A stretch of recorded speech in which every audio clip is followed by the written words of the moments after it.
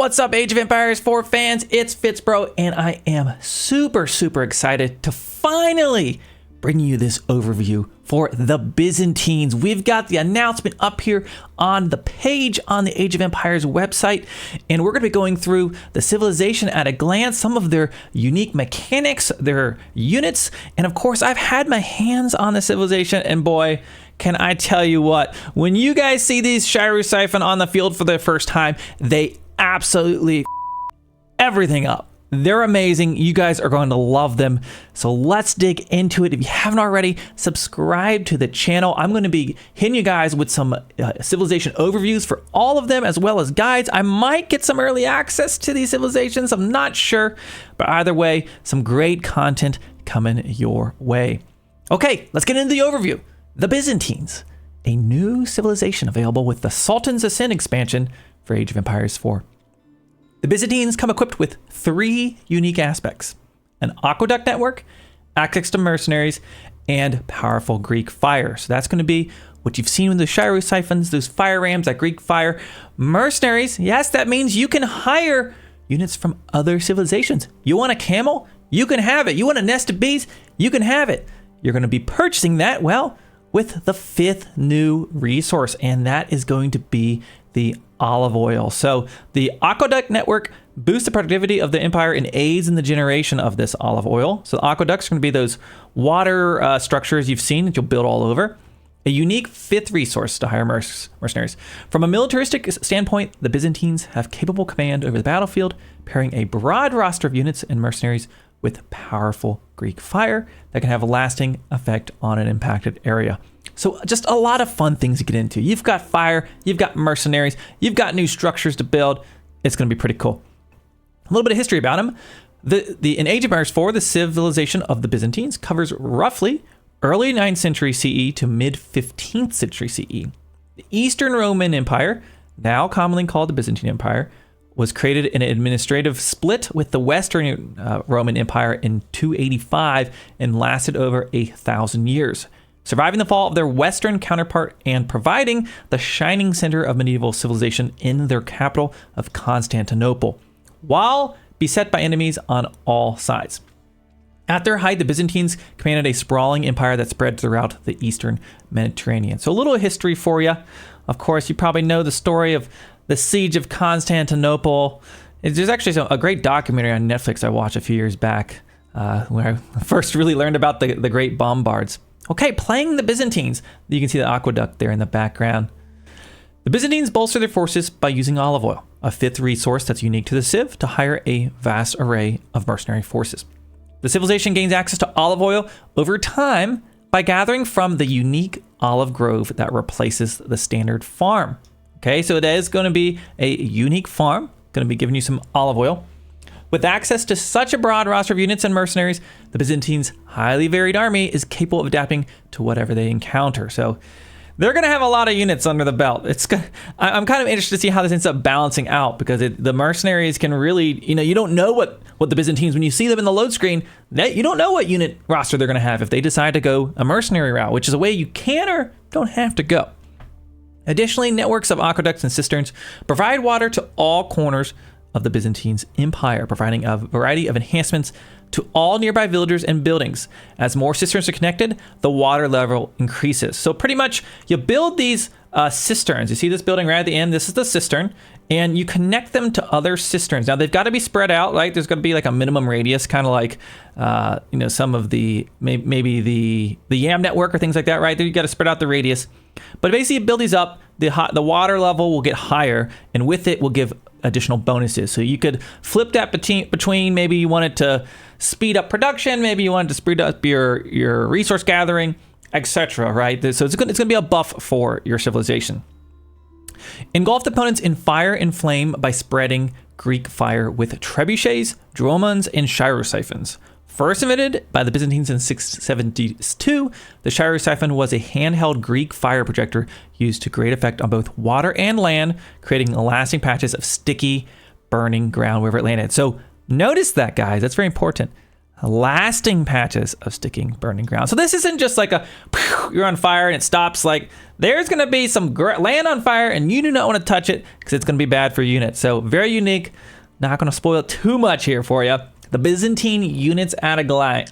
Let's see what we got here. Starting on the left side, the Cataphracts. You knew this was what it was going to be.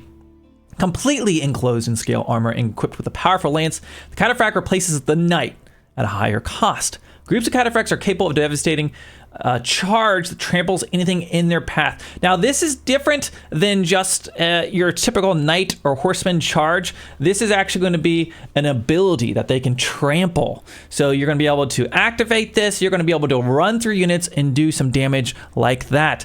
There is actually a trample mechanic in AoE3, but it's definitely going to be different than that. But it's going to be, I think back actually to when I used to play Battlefield Middle-earth, where you take your horsemen, your cav units, and you could run through enemy archers or spearmen.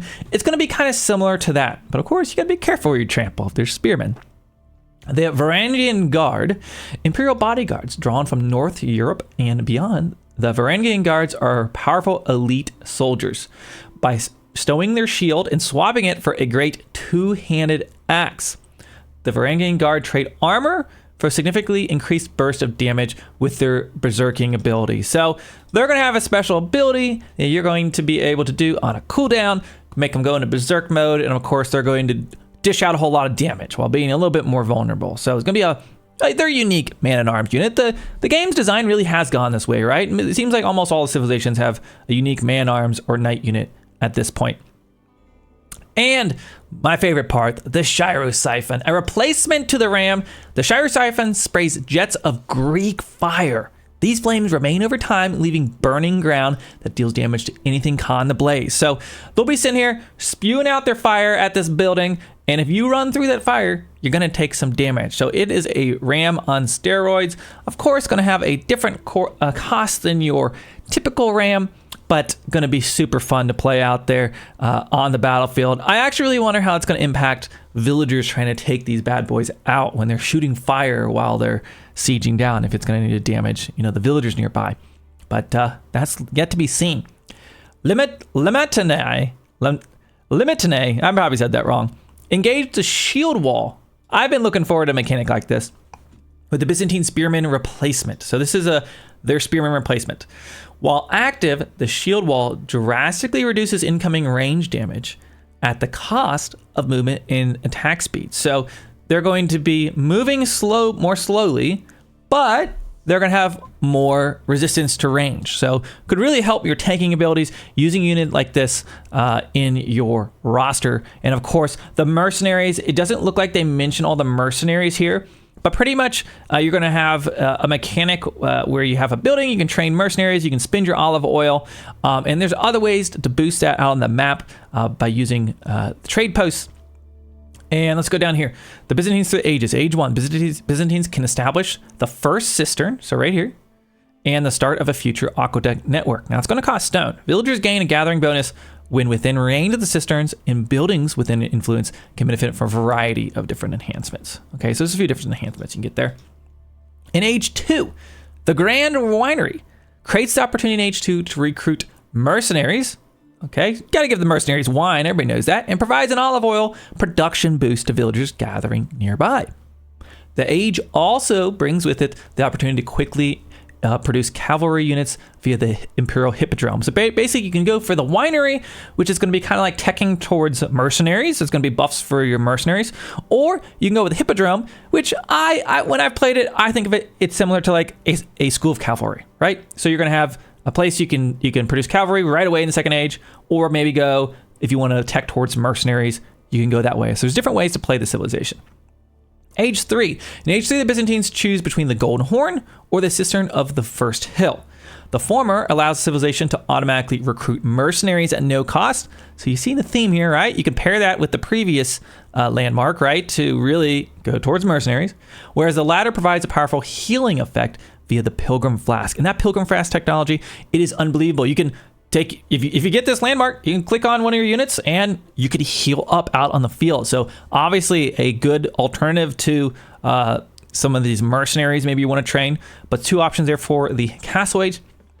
And when we look into Age 4, it comes with the option of either producing siege engines from across the known world and the aid of the Foreign Engineering Company, or strengthen the training additional units from the core Byzantine roster from the Palatine School. So you can either go for some unique upgrades, right? Or you can go for, maybe you want some Nest of Bees to spice up your life. You can do that with this Foreign Engineering Company. And with that, folks, that's going to be what we have today revealed for the Byzantines. Of course, I've got so much more information I can't wait to share with you, but you're going to have to just wait a little bit longer.